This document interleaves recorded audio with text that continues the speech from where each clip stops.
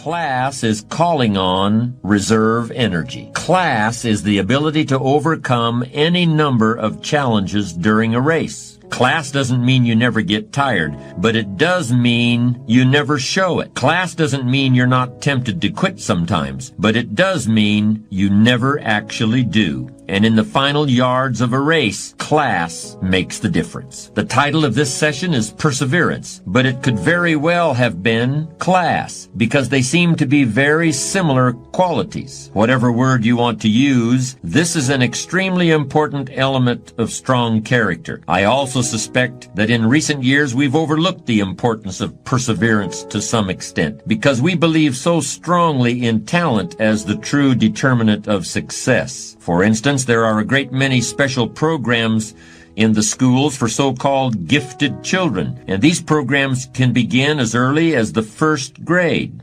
A child is tested, and he's either gifted or he isn't. He either has talent or he doesn't. Our expectations of him change based on how he does on those tests, and his expectations for himself change also. Of course, there are some educational systems that place a little less faith in talent and a little more faith in long, hard work. And since those systems have been the source of some incredible progress in recent years, I think it's important to look closely at perseverance and how you can get some of that stuff, whatever your gifts and talents may be. But can you really develop perseverance? After all, that quality is something that's bred into racehorses over many generations. Can the human equivalent of class and perseverance really be learned the way you can learn to drive a car or play a musical instrument? To a great extent, I think perseverance can be learned, and there are some very powerful techniques that can help you learn it. By far, the most important tool you can use in developing perseverance is a personal list of challenging, realistic, well-defined, and highly rewarding goals.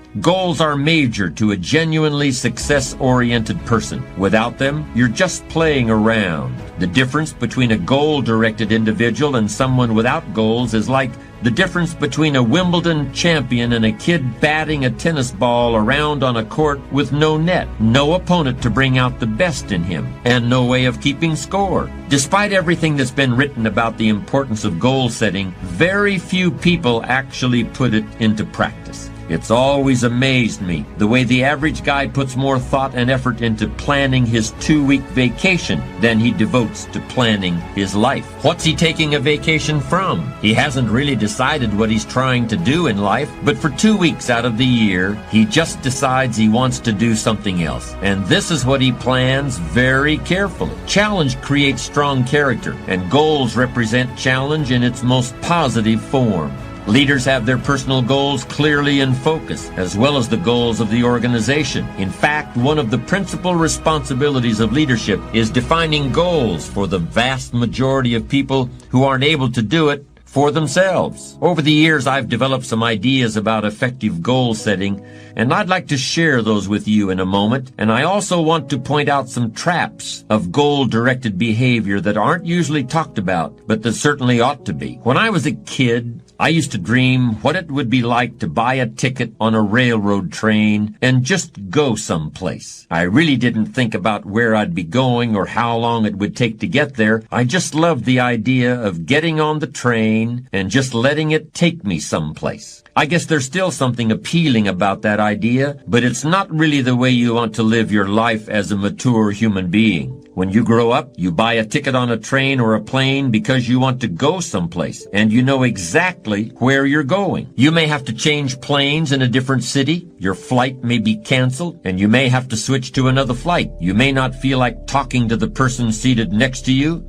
but you will persist. You know where you're headed, and you're quite determined to get there. That's goal-directed behavior in its simplest form. There are short-term goals and long-term goals. Sometimes you're flying across the country. Other times you're just walking down to the corner grocery store. Long-term goals are the equivalent of a major journey. When you reach the point where you've achieved your long-term goals, your life will be fundamentally changed, and the process of getting to that point will transform you into a stronger, wiser, higher-performing person than you are now. How can you identify your long-term goals? On a sheet of paper or in a notebook, write these 5 headings. Number 1, what do I want to do? Number 2, what do I want to be? Number 3, what do I want to see? Number 4, what do I want to have? And number 5, where do I want to go? Now, under each of these categories, write down several possible long-term goals. Be very relaxed about this. Just allow your mind to flow and come up with 3 to 6 ideas for each category. Don't worry about a lot of details at this point, and don't spend too much time describing a particular goal. In category number 1, for example, what do I want to do? Suppose you want to write a book about the history of your family, going back to the arrival of your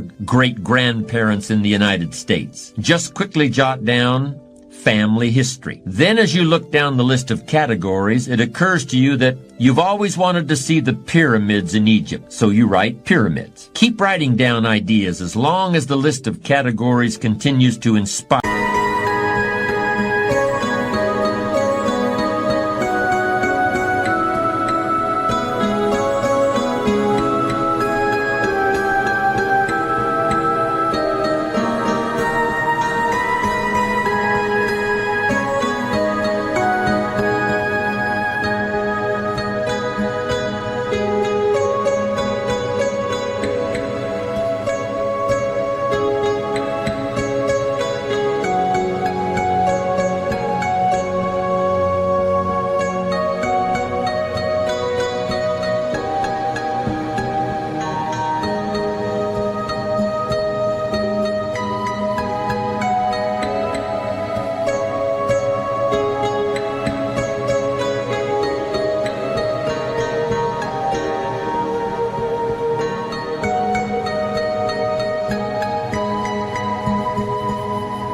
you. You'll probably be surprised at some of the things that turn up. You may have kept a great many desires and aspirations hidden in the back of your mind, but the opportunity to write them down will move them to the forefront of your consciousness. That's one of the benefits of this technique. When you're satisfied with your list of long-term goals, read through the list once again. Then, beside each item, write the number of years that you believe it will take you to achieve that particular goal. It's best to round off the numbers into 1 year, 3 year, 5 year, 10-year categories. For example, you may estimate that it will take you 10 years to research and write the book on your family history, but you'll need only 5 years to get yourself into a position where you can take a trip to the pyramids. Create a time frame like this for every one of your long-term goals. Immediate goals, those that will take less than a year to achieve, are important too, of course, and we'll deal with those separately in a moment. When you're finished entering your time frames, there should be a fairly balanced distribution of all your goals. If there are many 1- and 3-year objectives, but only a few in the 10-year category,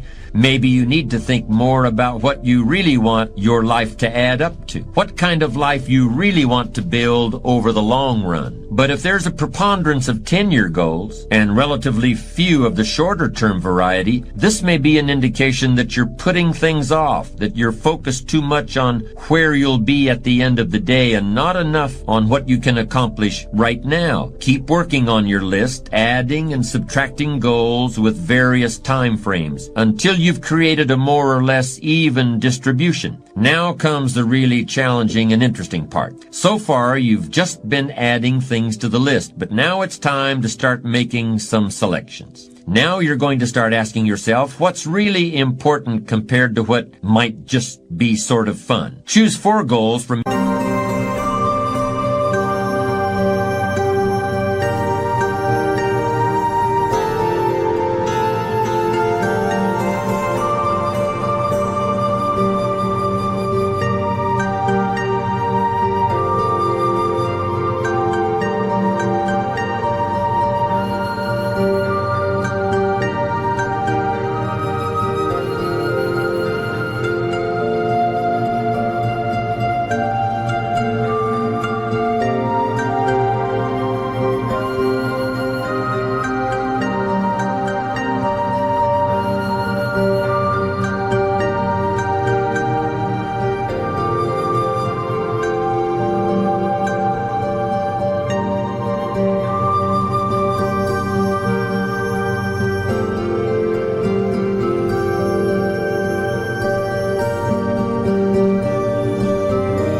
each of the 4 time frames, 1 year, 3 year, 5 year, and 10 year. Now you have 16 separate goals. So far, you've only referred to them in shorthand fashion, but now you're going to start seeing them very, very clearly in your mind's eye. You're going to see each goal just as if it were being realized this very minute, and you're going to write down a detailed description of exactly what you see. Do you intend to open a handmade furniture store in 3 years? What will the store look like from the street out front? Will there be gold leaf lettering on the windows? Or will there be a sign hanging over the door instead? How many square feet will the store contain? Will there be a showroom area for the furniture in front and a workspace in back? Or will the furniture be built at a different location? Do you intend to have any employees, or will you run the business entirely by yourself? Think of all the questions that need to be answered in order to see your goal with absolute clarity. And then write the information down in a notebook or on a piece of paper. That will become one of your most important personal possessions. But that's not all. Any goal is a powerful motivator only if there's a powerful reason behind it. Why do you want to achieve your goals? Why do you want to own a handmade furniture store, or a private airplane, or a newspaper in a small town in Vermont?